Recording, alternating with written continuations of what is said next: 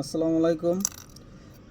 অবশেষে কাশ্মীরের হামলার ব্যাপারে ইন্ডিয়া একটা রিপোর্ট করছে। হয়তো রিপোর্টের শুনলেই হয়তো আপনারা বুঝতে পারবেন যে এটা আসলে কতটা গ্রহণযোগ্য বা কীরকম।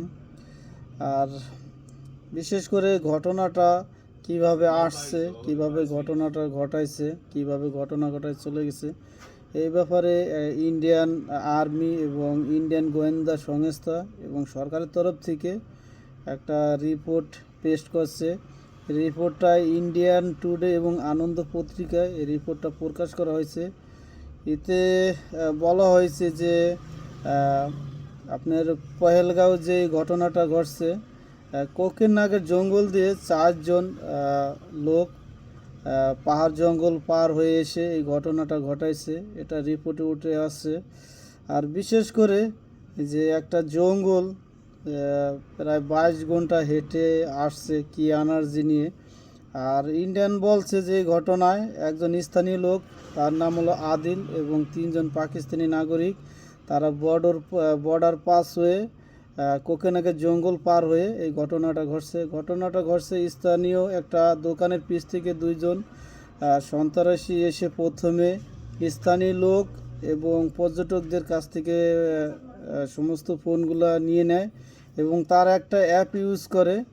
আর বিশেষ করে যে স্থানীয় লোকটা ঘটনাটা ঘটাইছে বা প্রতিবেদন আছে, সে 1990 সালে এই ইন্ডিয়ান ছেড়ে চড়ে আপনার পাকিস্তানে চলে যায়। তো বোঝেন যে একটা লোক 35 বছর পর একটা মিশন নিয়ে ভারতে আসছে এবং তারা AK-47 এবং MP4 রাইফেল ইউজ করে।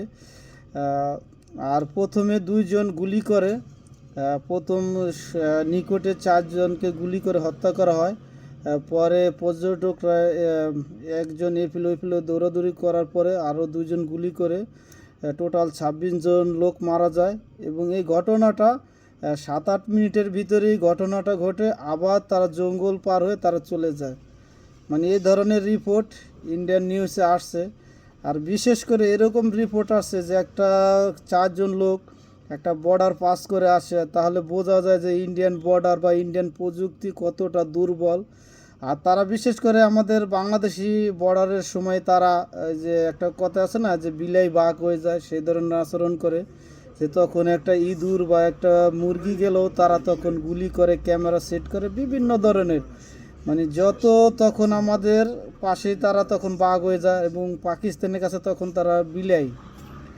আর বিশেষ করে কি বলবো, আমাদের দেশে অনেকেই লোক আছে যে অনেকেই হয়তো পাকিস্তানের ব্যাপারে কথা বলে, মনে হয় যে তার গোষ্ঠীর 14 গোষ্ঠীর লোক পাকিস্তানে চলে গেছে, সে একাই বাংলাদেশে পড়ে আছে। ভাই, একটা জিনিস মনে রাখতে হবে যে ভারত এবং পাকিস্তান কেউ আমাদের শুভাকাঙ্ক্ষী না, সবাই সুবিধাবাদী। এই জিনিসটা আমাদের মনে রাখতে হবে। তারপরে বিশেষ করে যেহেতু আমাদের প্রতিবেশী দেশ, যারা হয়তো আমাদের একটু কেয়ার করে তাদের কথা বলতে হবে। আর বিশেষ করে যারা রাজনীতি করে বা যারা এই ধরনের নিউজ করে, তাদের সত্য কথা বলার সৎসাহস থাকতে হবে। একজন এক দল করতে পারে, কিন্তু চাটুকায় করা যাবে না যে আমার দল এটা করছে এটাই রাইট। সত্য হলে সত্য, মিথ্যা হলে মিথ্যা। একজনের একটা ভুল করলেও সে ভুল বলতে হবে। আর ইন্ডিয়ান যে রিপোর্টগুলো করছে, হয়তো আপনারা বুঝতে পারবেন যে কী রিপোর্টগুলো করছে, কারণ তাদের দেশে যেই এই বাজেট ওই বাজেট, যে তাদেররা যেই বাজেট করে সীমান্তের জন্য বা অস্ত্রের জন্য, আপনারা হয়তো বুঝতে পারবেন যে তাদের দেশের প্রযুক্তিটা কত উন্নত আর কতটা গ্রহণযোগ্য বর্ডারের কাছে নিরাপত্তার জন্য। এটা আপনারা নিউজটা শুনে বুঝতে পারবেন। আজ এই পর্যন্তই, ভালো থাকবেন সবাই, আল্লাহ হাফেজ।